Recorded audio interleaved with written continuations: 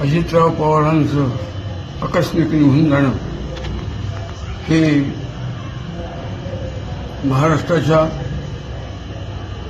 देशाच्या दृष्टीने अतिशय अनपेक्षित आणि सर्वस्वी घातकारी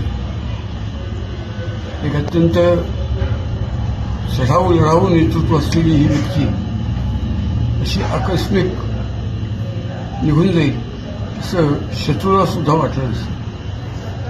त्यांचं कर्तृत्व, बुद्धिमत्ता, झडारी हे सगळे गुण लक्षात घेता त्यांची आपल्या देशाला खूप आवश्यकता होती. भगवंतांनी का बरं त्यांना काढून दिलं याचं अतिशय वाईट वाटतं, दुःख होतं.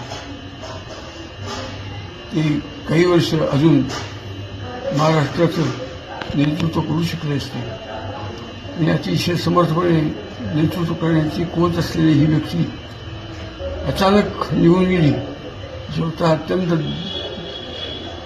दुःख होतं. भगवंतांनी त्यांच्या आत्म्याला सद्गती द्यावी